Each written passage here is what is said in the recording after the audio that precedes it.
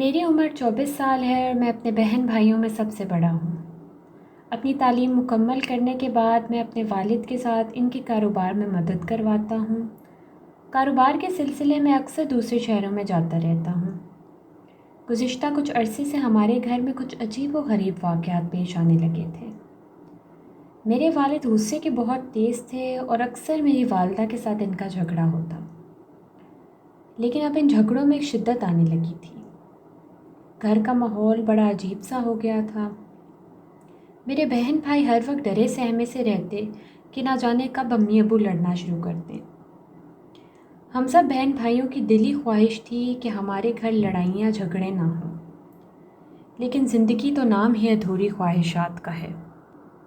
ایک رات میں اپنے کمرے میں بیٹھا کوئی کام کر رہا تھا کہ اچانک بادل گرجنے کی آوازیں آنے لگیں۔ میں نے کھڑکی کا پردہ ہٹا کر دیکھا تو ہلکی بارش شروع ہو چکی تھی۔ مجھے اچانک خیال آیا کہ امی نے چھت پر کپڑے دھو کر ڈالے تھے۔ میں نے اپنی بہن کو آواز دی کہ وہ کپڑے اتار کر لے آئے، لیکن اس نے کوئی جواب نہ دیا۔ مجبوراً میں خود ہی اٹھا اور چھت پر کپڑے اتارنے کے لیے چلا گیا۔ چھت پر جانے کے لیے ایک دروازہ تھا۔ اس کی کنڈی کھول کر جب میں چھت پر پہنچا تو اچانک بجلی چمک گئی۔ اس کی چمک میں میری نظر چھت کے کونے پر کھڑی اپنی امی پر پڑی۔ وہ باہر کی طرف جھک کر کچھ دیکھ رہی تھیں۔ میں بہت حیران ہوا کہ دروازے کی کنڈی لگی ہوئی تھی تو امی چھت پر کیسے آ گئیں، کیونکہ چھت پر آنے کا واحد راستہ وہ دروازہ ہی تھا جس کی کنڈی کھول کر میں چھت پر آیا تھا۔ ابھی میں سمجھ ہی نہ سکا تھا کہ اچانک تیز بارش شروع ہو گئی۔ میں نے فٹافٹ سے رسی سے کپڑے اتار کر نیچے کی طرف بھاگا۔ واپس آتے ہوئے مجھے امی نظر نہیں آئی۔ مجھے خوف محسوس ہو رہا تھا۔ اسی کیفیت میں اپنے کمرے میں آ گیا۔ کچھ دیر میں امی میرے کمرے میں داخل ہوئی اور کہنے لگی، تم نے چھت سے کپڑے اتار لیے ہیں؟ میں سونے لگی تو مجھے خیال آیا۔ میں نے ڈرتے ڈرتے پوچھا، امی آپ چھت پر نہیں آئی؟ امی کہنے لگی، بتا تو رہی ہوں میں سونے لگی تھی۔ میرے تو ڈر کے مارے رونگٹے کھڑے ہو گئے۔ امی کے کمرے میں جاتے ہی میں بستر میں گھس گیا اور تمام رات خوف کا شکار رہا۔ اس واقعے کو تھوڑے دن گزر گئے، میں بھی تقریباً اس واقعے کو بھول ہی گیا تھا۔ ایک دن رات کے کھانے کے بعد میں لان میں بیٹھا موبائل پر گیمز کھیل رہا تھا۔ میرے بہن بھائی بھی کھیل کود میں مصروف تھے کہ اچانک گھر کا وہ دروازہ جو لان میں کھلتا تھا، اس کو زور زور سے پیٹنے کی آواز آئی۔ ہم سب بھاگ کر اس دروازے تک گئے تو میرے ابو غصے میں کہہ رہے تھے کہ دروازہ کس نے باہر سے بند کیا؟ میں نے کہا کہ ابو دروازہ باہر سے کھلا ہے، لیکن ابو غصے میں چلانے لگے۔ ہم سب باہر سے دھکا لگا رہے تھے مگر دروازہ کھل ہی نہیں رہا تھا۔ اچانک پیچھے سے میری امی کی آواز آئی کہ ہٹو، مجھے کھولنے دو۔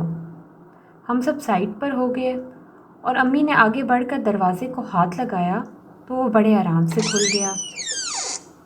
ہم سب حیران رہ گئے کہ یہ کیسے ہوا ہے۔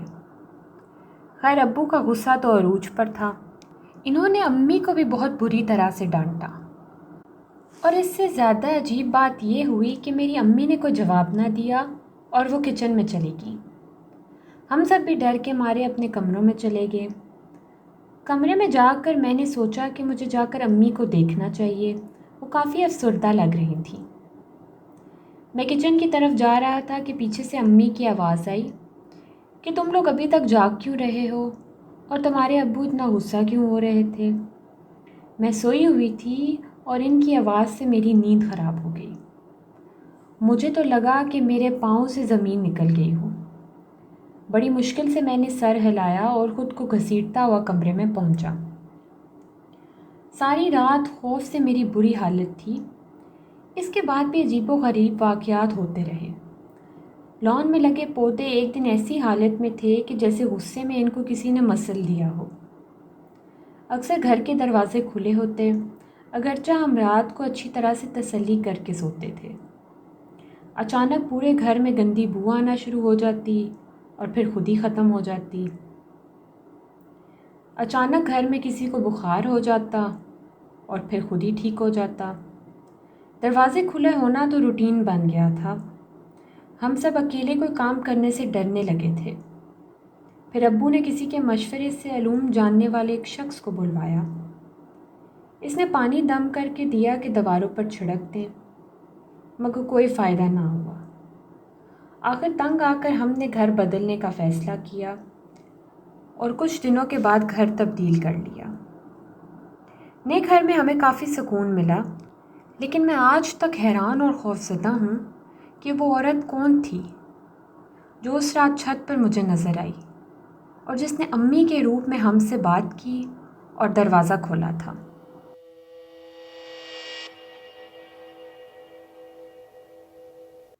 Hi everyone, I hope you enjoyed the story.